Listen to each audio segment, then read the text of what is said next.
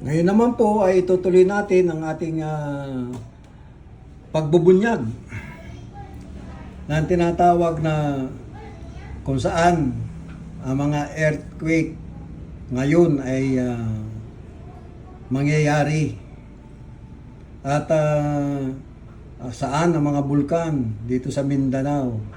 Okay, pasensya po, dito tayo nagsimula sa Mindanao magkwentuhan. Dahil po sa itong araw po na ito, bukod po doon sa tinatawag nating mga trenches, ito po yung Philippine Trench, hanggang dito po yan. Tapos ito naman po yung Cotabato Trench, at ito po yung tinatawag na Sulu Trench, at saka papuntang Negros Trench. Meron po yung medyo hindi na active na trench, nandito po yan nakadikit sa Bohol, pag ganyan po siya. Yan po ay hindi na nakasulat dito sa mga mapa, kasi matagal na po siyang hindi gumagalaw. Katulad po yan ng mga bulkan na bundok na lang ngayon na hindi na siya pumuputok. Okay?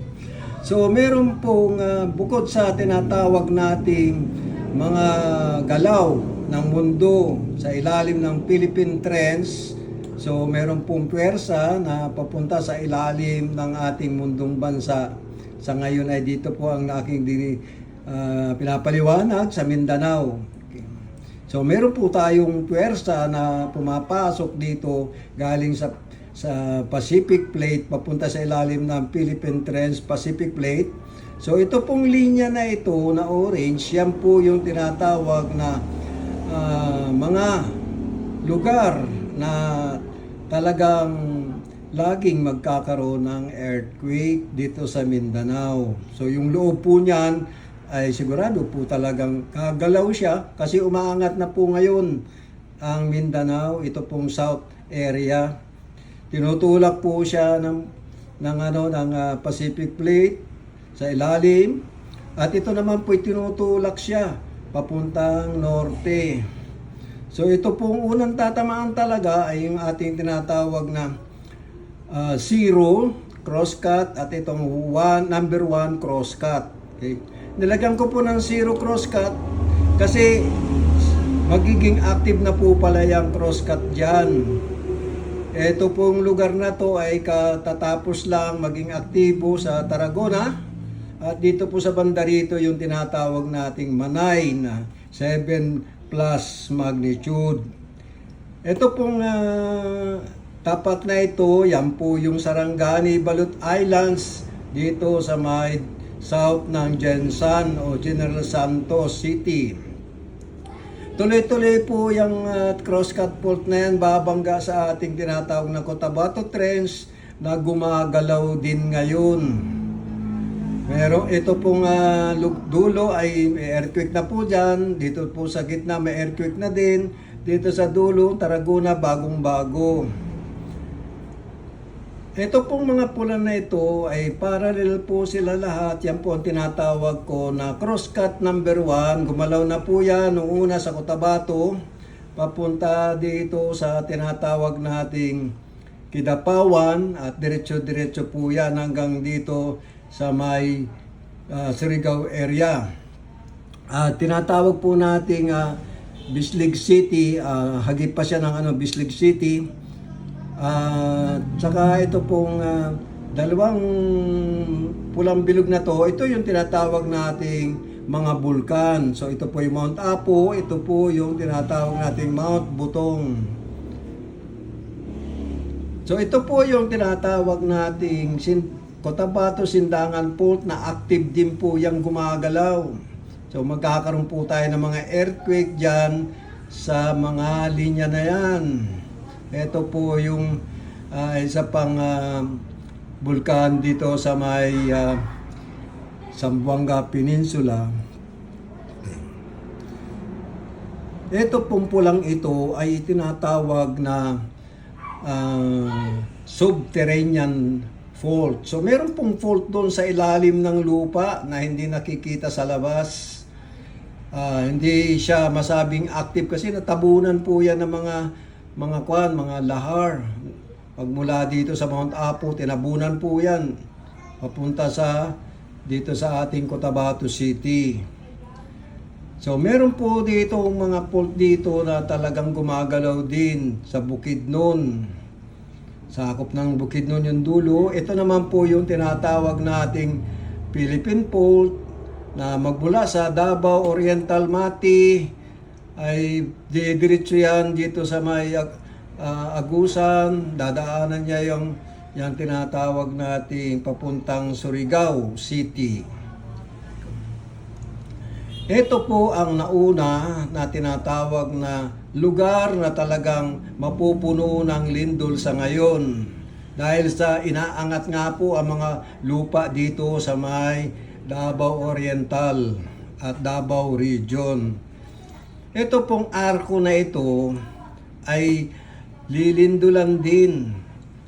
Kung mapapansin nyo po, nagsimula dito sa may tinatawag nating Sibuko at dahan-dahan po siyang umakyat dito sa Siraway, dito sa Siokon, at dito paakyat po yan sa Sindangan hanggang doon sa Leon Postigo. Yan po ay diretso-diretso hanggang sa may Dipolog City, Dapitan City. So yung arko po niyan ay dadaanan niya ang Guimaras at saka ito pong tinatawag na Dinagat Area Island. So may mga lindol na po tayo dyan sa south ng Dinagat at Siargao. Meron na po tayo dyan sa tinatawag na dulo ng Surigao City hanggang Surigao Sur.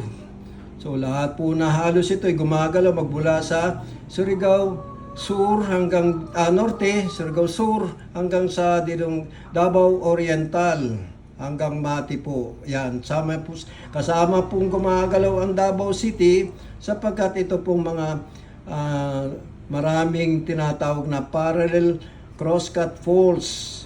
Ito po ay natawag kong number 1 crosscut fault system dahil marami po sila. Ito po nilagyan ko ng 0 kasi nung una hindi ko pa siya sinasama, ngayon po sinama ko na kasi aktibo na po siyang nag-earthquake sa ngayon.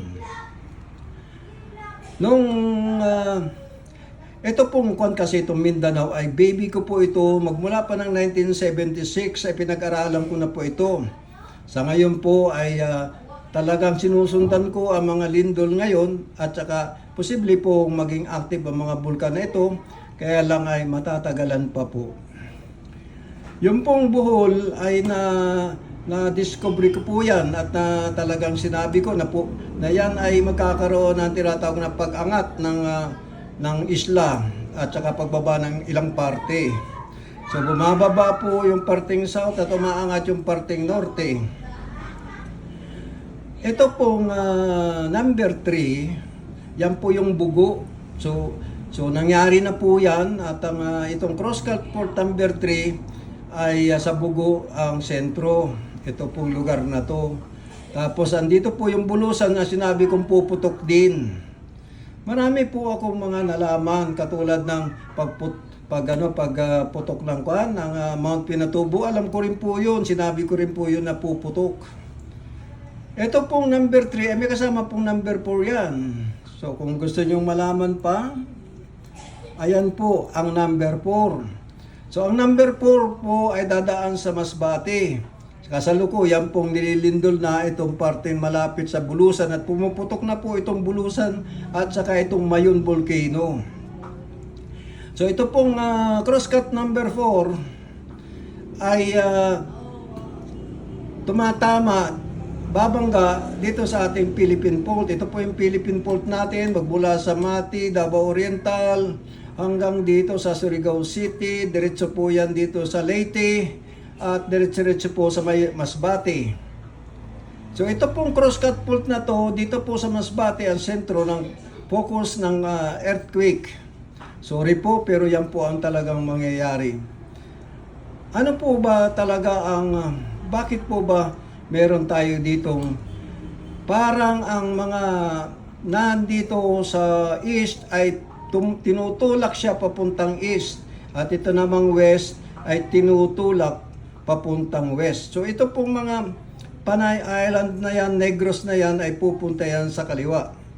At ito naman pong Leyte, Samar, Masbate at parte ng Camarines Norte, yan po ay pupunta sa kanan. Sa kadahilan ng tinutulak sa ilalim ng Pacific Plate, ang ating pong Philippine Plate ay normal po na umangat. Itong lugar ng gitna ng ating Pilipinas. So ito pong tinatawag na itim na to, ito po yung talagang gumagalaw sa ngayon na may mga umaangat dyan at bumabagsak. So makikita nyo po dito sa Bugo na marami na pong sinkholes dyan kasi bumabagsak na po ang lugar na yan. Umaangat naman sa may parting south ng Bugo area o itong malapit sa ating Cebu City. So umaangat po ang Cebu City at ang Bugo City naman ay bumabagsak. Marami pa po mangyayari ang pag-angat pagbagsak na yan kasi malalaman po natin sa pagtaas ng lupa o mga isla ay normal na maghihiwalay ang mga bato. So yan po muna hanggang 1, 2, 3, 4 crosscut po muna tayo at yung pong tinatawag nating crosscut number 5 at number 6 ay saka ko na lang ulit sasabihin sa inyo, ikikwento sa inyo. So kung marami po kayong katanungan ay pwede nyo po kausapin o papuntahin sa inyong mga agency kasi kawawa naman po kayo, hindi nyo nalalaman itong mga pangyayaring ito. Ako po hindi manghuhula pero pwede ko pong hulaan din yan. Ako po ay siyentipiko kaya pinag-aaralan ko lahat-lahat ng mga tinatawag nating earthquake. Sa ngayon po, ayan po yung mga earthquake na ating nailagay. Yan po yung mga malalakas na earthquake. So, yan po. So, ito pong ito. Ngayon, kung meron pa po kayong gustong pwede ko nang ituloy-tuloy ang pagkikwento para naman malaman yung ano ba talaga ang mangyayari sa mundong ng Pilipinas. Okay po? So, ayan po. Ito pong triangle na ito. Yan po yung pinagdugtong-dugtong yung tatlong bulkan na malalakas na laging aktibo halos taon-taon. So ito po yung ating Taal Volcano. Diyan po nakasentro yung ating crosscut number 6. At ang ating pong mga lindol focus ay malamang ay diyan sa malapit sa ating tinatawag na Taal Volcano. At yung Marikina Fault, ito po ay apektado Marikina Fault. At dito po sa lumilindol po ngayon dito sa tinatawag nating Mindoro, Batangas area. Dito po naglilindol-lindol ngayon. Sigurado po na talagang itong number 6 ay puputok ang Taal at saka yung mga earthquake sa paligid niya ay mangyayari. Ito po mga hugis eroplano pong ito. Yan po yung mga tinatawag natin mga nagsiliparan na mga ibon na marami. So mapapansin niyo po na napakadami na sila. Okay. Ito po yung bundok ng Pinatubo na sinasabi ko na nalaman ko na puputok. Ito naman pong araw na to ay tinatawag na itong Mindoro kaya gumagalaw, kaya yan ay naglilindol kasi gumagalaw na po ngayon yan papunta dito sa east. Sa kadahilan ng itong Manila Trench po ay gumagalaw na rin. So, yung pong pwersa sa pailalim sa ating mundong bansa dito sa Manila Trench, ito pong China Plate ay pumapasok sa ilalim. Kaya umaangat po itong lugar na to ng ating mundong bansa. Ngayon ito pong itong paggalaw ng tinatawag nating Mindoro papuntang east parehas din po dito sa Central Visayas papuntang east sila. So ito pong triangle na to, ito po nagsimula sa Taal, ito po yung Mayon Volcano at ito po yung tinatawag nating ito pong kwan, ito pong pumuputok ngayon na Mount Canlaon nalaman ko rin po na puputok yan na nauna po ako magsabi na puputok yan kaysa sa pagputok niya. Ito pong pag-angat sa buhol ay nalaman ko rin at sinabi ko rin po yan bago nangyari ang sa buhol na yan. Ito pong triangle na ito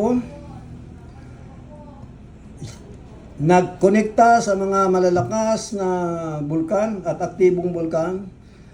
Kung titingnan nyo po, itong angle bisectrix, ito pong angle bisectrix ng triangle na yan ay parallel pala dito sa aking tinatawag na crosscut. Nauna ko pong gawin ang mga crosscut bago ko ginawa itong triangle na ito. At doon ko nalaman na tama pala yung ginawa kong crosscut. Parallel sila doon sa crosscut, yung angular bisectrix ng triangle ng malalakas na bulkan na aktibo. Dito na muna po tayo at marami pong salamat sa pakikinig nyo. At ito po lang mga isda, hindi pa nasabi. Ito po yung mga isda na talagang dumaong sa mga tabing dagat ng Mindoro, tabing dagat ng Romblon, at tabing dagat ng Panay. Ito po mga parang eroplano ito, yung mga ibon po ito na talagang nagsiliparan at naggrupuhan dito sa lugar ng Leyte at Dinagat. Meron din po tayo dito sa may Davao area. So ito pong itim na to, tuloy-tuloy po yan hanggang dito sa Masbate at posible pong tuloy-tuloy po yan papunta dito sa norte ng Pilipinas. Hindi ko po muna ikikwento yung tungkol sa Marikina Fault. So ito pong mga tinatawag na numero nito, 1, 2, 3, 4, 5, 6. Yan po yung mga sentro o focus ng earthquake na malalakas na more than 6 magnitude. So mag-ingat po kayo lahat at lalo-lalo mga LGU, ihanda na po ninyo ang mga inyong mga lugar. Dahil sa mangyayari po talaga yan, umaangat po ang ating bansang Pilipinas, ang mga lupa. Sana naman po umangat din tayo sa ekonomiya. Huwag pabagsakin ang ating ekonomiya na mga alam nyo na mga magdanakaw sa ating gobyerno. Maraming salamat po. At sana po magising sila at tanggapin na itong mga ipinahayag ko. At talaga pong ito po sana ay hingan ko ng pera ang gustong makaalam. Pero nanaig pa rin po ang aking puso na siyentipiko at kailangan ko na talagang ipaalam sa lahat ng tao, sa lahat ng Pilipino ang mga posibleng mangyari sa ating bansang Pilipinas. So, may kuwan po. Meron pa pong isa na gusto kong ipakita sa inyo.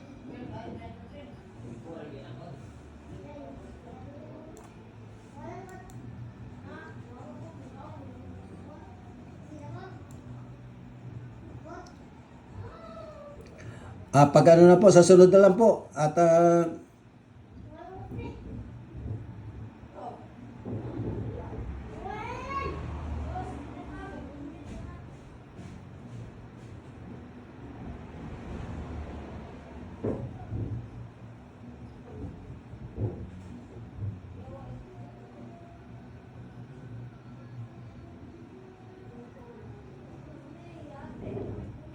okay, hindi ko po nakita agad yung tinatawag na volcanic line, pero ito po yung unang volcanic line. Diretso po yan dito ito po yung volcanic line. Ito po yung first volcanic line. Dito po dadaan yan sa mga vulkan na yan. Ito po yung second volcanic line dito sa lugar na to. Okay. Natabunan po pala yung volcanic line ng triangle. So iangat ko po para makita ninyo yung volcanic line.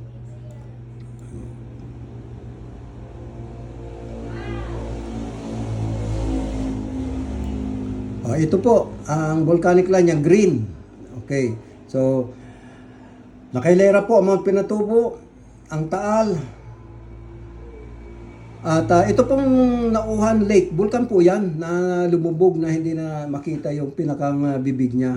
Bulkan pa rin po yan. Tapos ito pong Mount Bayoso sa Negros. Tapos ito pong Canlaon. Dahil po merong gumalaw dito noong unang panahon, natulak po papuntang kaliwa itong sa may Dumaguete, Mount Talinis po ba yan? Tapos ay papunta po yan dito sa Mount Apo. Then diretso-diretso po dito sa south. Okay. Maraming salamat po muli at sana po naintindihan nyo ang aking pinaliwanag. Bye-bye po.